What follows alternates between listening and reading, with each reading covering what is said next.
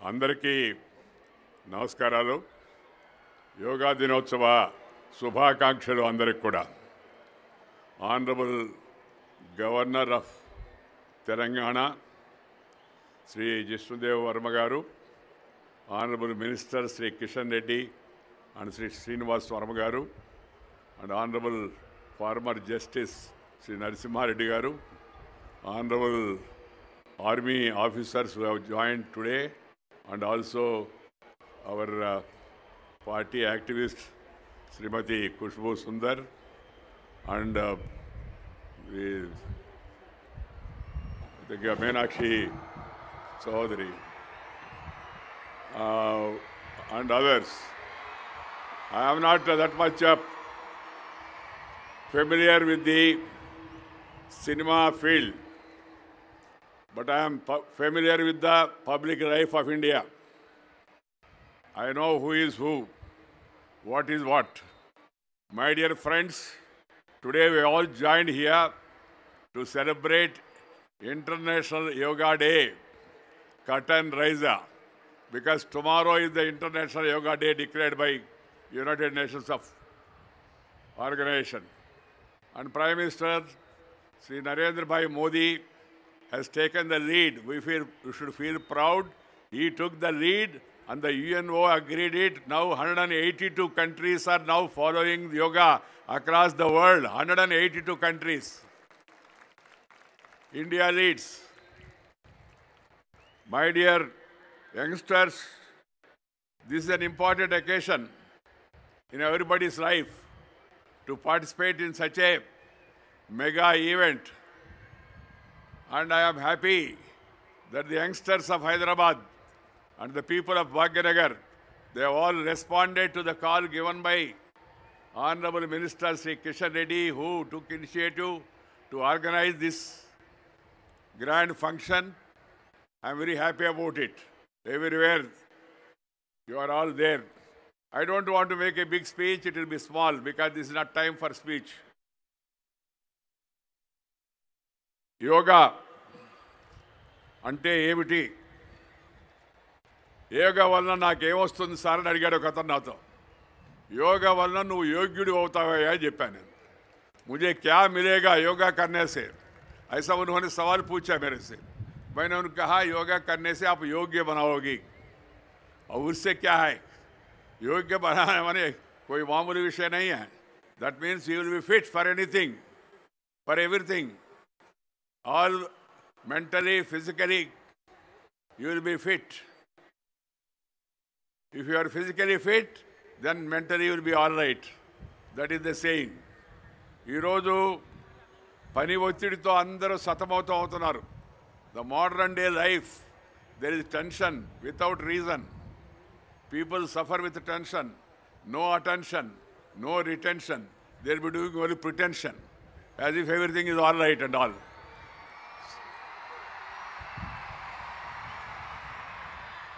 And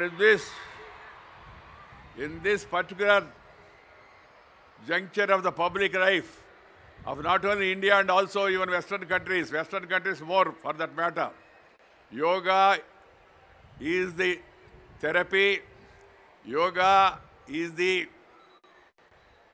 medicine, yoga is the remedy for all the problems. And yoga will really help you, teach you how to be normal, how to be all right. Keeping that in mind, I would call upon the people to join this program in large number. And then this is not a one-day program. It's not a one-day event for a camera or for general public and all. Yoga should be part of your life. మన జీవితంలో యోగా ఒక భాగస్వామ్యం కావాలి. ప్రతి ఒక్కరు యోగా తయారు చేయాలి. యోగా చేసినందువల్ల అందరూ యోగ్యులుగా తయారై భారతదేశాన్ని మరింత శక్తివంతమైన దేశంగా ముందుకు వెళ్ళాలని చెప్పి నేను మనవి చేస్తూ ఉన్నాను. So it should be taken as a mission, not for commission, no remission, no omission, passion for the nation. Then have this mission of yoga. That is my advice to all the youngsters. ఒకే భూమి ఒకే ఆరోగ్యం కోసం యోగా అనే పేరుతో ప్రధానమంత్రి గారు ఇచ్చిన పిలుపుకి ఇవాళ దేశవ్యాప్తంగా కనీ విని ఎరుగని రీతిగా అన్ని రాష్ట్రాల్లో కూడా మనకు సన్నాహాలు మొదలైనవి. మన పక్కనున్న ఆంధ్రప్రదేశ్లో తెలుగు రాష్ట్రంలో మాన్యులు ముఖ్యమంత్రి ప్రధానమంత్రి గారు రేపు వచ్చి ఆ యోగా డే కార్యక్రమాల్లో పాల్గొంటున్నారు. మనం ఒకరోజు ముందుగానే భాగ్యనగరంలో ఇక్కడ యోగా కార్యక్రమాన్ని వాళ్ళ ఒక రకమైన ఆ ఇంగ్లీషులో చెప్తుంటారు కదా, కట్ అండ్ రైజర్ అని, ముందుగా మనం ఈ కార్యక్రమాన్ని వాళ్ళు పెట్టుకున్నాం. సంతోషం. ఈరోజు ప్రజలందరూ శాంతితో ఆరోగ్యంతో ఉండాలనేదే మన యొక్క లక్ష్యం. ప్రపంచ ప్రజలందరూ, మనమే కాదు, ప్రపంచ ప్రజలందరూ కూడా ఆరోగ్యంగా ఉండాలనేది మన లక్ష్యం. అందుకని ఈ సంకల్పాన్ని తీసుకొని మనం ముందుకు వెళ్ళాలి. యోగా అనే పదానికి మన పెద్దలు విస్తృత అర్థాన్ని చెప్పారు.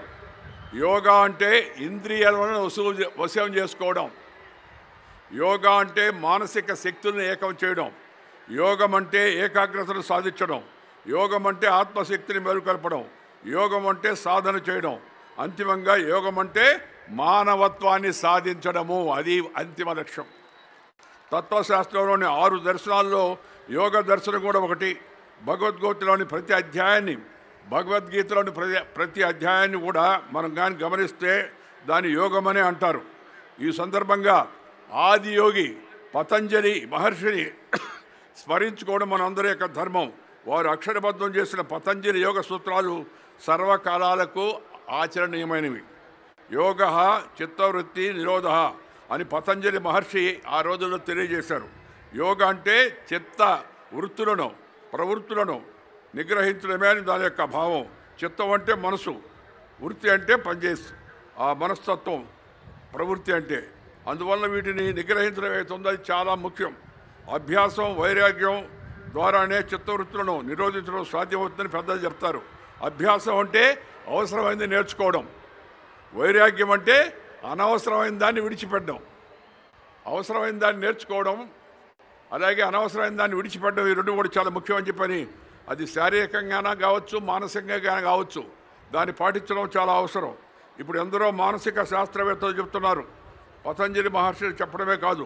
ఇప్పుడు ఈ రోజుల్లో అందరూ ఎవరినైనా సైకాలజిస్ట్కి వెళ్తే, మీరు ఎవరిదైనా ఫిలాసఫర్ దగ్గరికి వెళ్ళినా వాళ్ళందరూ ఈ విషయాలు చెప్తున్నారు.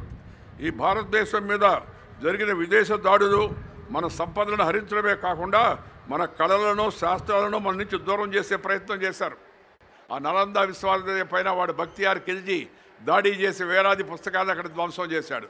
దేశంలో అనేక దేవాలయాలు మందిరాలను కూడా కూల్చివేశారు. దేశంలో మన యొక్క ప్రార్థనా స్థలాలను కూల్చివేశారు. అలాంటి పరిస్థితి నుంచి మళ్ళా తిరిగి తేరుకొని మనం ముందుకు వెళుతున్నాం. మళ్ళా శక్తివంతమైన దేశంగా తయారవుతున్నాం. మన దేశంలో ఉన్న శాస్త్రజ్ఞులు, నిజంగా మనం శాస్త్రజ్ఞులకు జేజేలు పలకవలసింది.